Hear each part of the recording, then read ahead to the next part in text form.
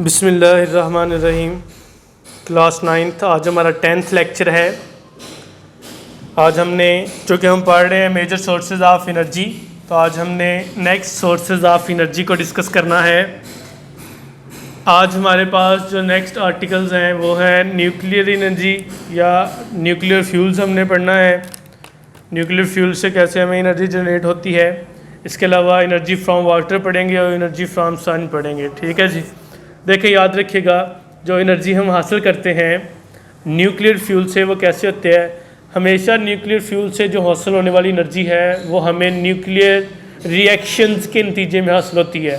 Last time जब मैं आपको बता रहा था तो मैंने आपको ये बात बताई थी कि न्यूक्लियर रिएक्शन में दो रिएक्शंस होते हैं, फिशन रिएक्शंस होते हैं और फ्यूजन रिएक्शंस होते हैं। तो जब आप बात करते हैं फिशन रिएक्शन की, तो मैंने आपको ये भी बात क्लियर की थी कि फिशन रिएक्शन के अंदर हैवी एटम्स जो हैं, ये हैवी न्यूक्लियाई जो है वो स्प्लिट हो जाता है दो स्मॉलर न्यूक्लियाई के अंदर, और जो फ्यूजन है उसमें जो है वो क्या होता है, उसमें हमारे पास एक या दो लाइटर न्यूक्लियाई मिलके एक हैवी न्यूक्लियाई बना रहे होते हैं। तो एनर्जी जो हमें power plants, nuclear power plants से हासिल होती है वो होती है in the result of fission reactions.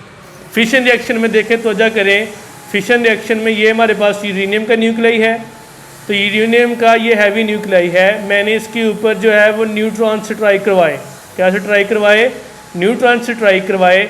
जब मैंने इसके ऊपर न्यूट्रॉन से ट्राई करवाए हैं तो याद रखिएगा, ये न्यूट्रॉन क्या करेंगे, इसके अंदर पेनिट्रेट करेंगे और इसको जो है वो स्प्लिट कर देंगे दो लाइटर न्यूक्लियाई के अंदर, और साथ फिर रिलीज़ करेंगे 3 न्यूट्रॉन, और साथ रिलीज़ करेंगे energy in the form of heat. ठीक है जी। ये रेडिएशंस न्यूट्रॉन्स इसने इमिट किए और साथ जो है वो एनर्जी इमिट की। ये एनर्जी किस फॉर्म में हो सकती है? हीट की फॉर्म में भी हो सकती है ये एनर्जी। तो इस तरह के जब फिशन रिएक्शन हुए पावर प्लांट्स के अंदर न्यूक्लियर फ्यूल्स में, तो फिशन रिएक्शन ने हैवी न्यूक्लियाई को स्प्लिट कर दिया दो स्मॉलर पार्ट के अंदर। दो स्मॉलर जो है वो न्यूक्लियाई के अंदर वो है क्रिप्टॉन और बेरियम, और साथ इसने फिर न्यूट्रॉन रिलीज़ किए और साथ इसने एनर्जी रिलीज़ की। और एनर्जी किस फॉर्म में थी? In the form of heat. Heat की फॉर्म में हो सकती है, और ये बहुत ज़्यादा अमाउंट में एनर्जी होती है। तो न्यूक्लियर पावर प्लांट से हमें रेडिएशन और हीट मिली। रेडिएशंस तो एमिट हो गई हैं, ये जो न्यूट्रॉन निकले हैं ये फर्दर आगे दूसरे यूरेनियम के ऊपर स्ट्राइक करेंगे, उसको भी क्रिप्टॉन और बेरियम में स्प्लिट कर देंगे। इसमें से फिर 3 neutron plus heat energy release होगी साथ। इसमें से भी जब ये 3 है ना, तो एक इसके ऊपर स्ट्राइक कर गया, दूसरा इसके ऊपर, और तीसरा किसी और यूरेनियम, इसमें भी से भी 3 न्यूट्रॉन प्लस एनर्जी रिलीज होगी। तो इस तरह से ये चेन रिएक्शंस होते हैं और इनसे बहुत ज़्यादा एनर्जी जो है वो इमिट होती है। ठीक है। तो इस तरह हम न्यूक्लियर फ्यूल से एनर्जी हासिल कर सकते हैं। अच्छा, ये जो एनर्जी निकले in the form of heat, फिर इसकी मदद से हम बहुत सारे पावर प्लांट्स को चलाते हैं, और जो बची खुची जो है हमारे पास हीट होती है वो लार्ज अमाउंट ऑफ हीट जो है वो किसका हिस्सा बन जाती है? वो एनवायरनमेंट का हिस्सा बन जाती है, और इससे एनवायरनमेंटल पोल्यूशन भी बहुत ज़्यादा होती है। अब ये जो एनर्जी फ्रॉम वाटर है, डेफिनेटली पानी से हासिल होने वाली एनर्जी को कौन नहीं जानता। ये देखें, हम जो हमारे पास कुदरत ने जो सिस्टम बनाया हुआ है बारिश वगैरह का, या इसके अलावा जो हमारे पास पानी होता है, हम उस पानी को अक्सर जो है वो स्टोर करते हैं किसके अंदर? डैम्स के अंदर इसको हम स्टोर करते हैं। और पानी से बनने वाली बिजली बड़ी सस्ती होती है। हम डैम बनाते हैं और डैम को हम यूज़ करते हैं एनर्जी प्रोड्यूस करने के लिए। एनर्जी किस फॉर्म में? वो इलेक्ट्रिसिटी की फॉर्म में भी हो सकती है, वो किसी और फॉर्म में भी हो सकती है। ठीक है।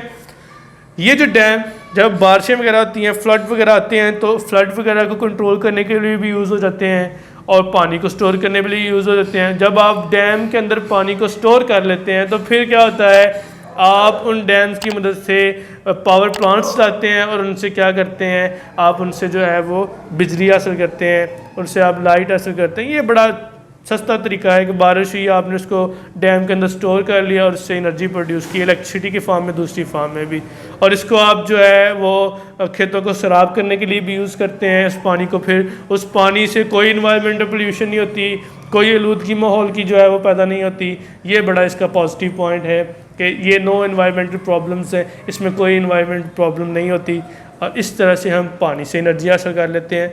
सूरज देखें डेफिनेटली सूरज जो है वो पानी के साथ साथ ये दूसरा मेजर सोर्स है हमारे पास। सूरज से हासिल होने वाली जो एनर्जी है, एनर्जी फ्रॉम द सन, उसको हम डायरेक्टली या इनडायरेक्टली दोनों तरह से भी जो है वो यूज़ करते हैं। डायरेक्टली और इनडायरेक्टली दोनों तरह से हम इसको जो है वो यूज़ करते हैं। सूरज से हासिल होने वाली जो एनर्जी है उसको आप डायरेक्टली और इनडायरेक्टली दोनों तरह से यूज़ करते हैं। जब आप बात करते हैं पानी की, तो आपने कहा है कि इससे कोई इन्वायरमेंटल पोल्यूशन नहीं होती, तो सूरज की जो रोशनी है उससे भी कोई इन्वायरमेंटल जो है वो पोल्यूशन क्रिएट नहीं होती। सूरज से आने वाली जो लाइट है वो हमारी अर्थ के ऊपर हर तरह की मखलूक के लिए जो है वो एक ज़िंदगी का ज़रिया है, वो ज़िंदगी चला रही है। हमारे बहुत सारे प्लांट्स जो हैं वो अपनी रोशनी, बल्कि सारे प्लांट्स अपनी रोशनी जो है वो सूरज की अपनी खुराक जो है वो सूरज की रोशनी में बनाते हैं। हमारी बहुत सारी जो है बहुत सारे फल, हमारी सब्जियां जो है वो सूरज की रोशनी में जो है वो तैयार होती हैं। ठीक है, तो इस तरह इसके अलावा आप सूरज की रोशनी को बाय यूजिंग सोलर सेल्स की मदद से आप क्या करते हैं, आप उसको डायरेक्टली इलेक्ट्रिसिटी में जो है वो कन्वर्ट करते हैं।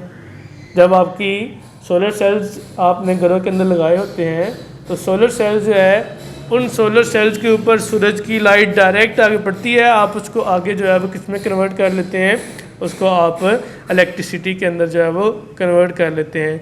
तो अगर हम सूरज से आने वाली एनर्जी का एक थोड़ा सा हिस्सा भी, या एक कह लें कि एक फ्रैक्शन हम सूरज से आने वाली रोशनी की उसको अगर हम कंट्रोल कर लें और अच्छे तरीके से उसको हम यूटिलाइज़ कर लें, तो ये हमारी एनर्जी की ज़रूरियात को पूरा करने के लिए काफ़ी है। ये हमारी एनर्जी की ज़रूरियात को पूरा कर सकती है। तो ये आप इसको रीड करें, ये सारे जो चीज़ें मैं आपको बता रहा हूँ सारी बुक्स के ऊपर लिखी हुई हैं, बुक से हट के कोई बात नहीं की जा रही है आपके साथ।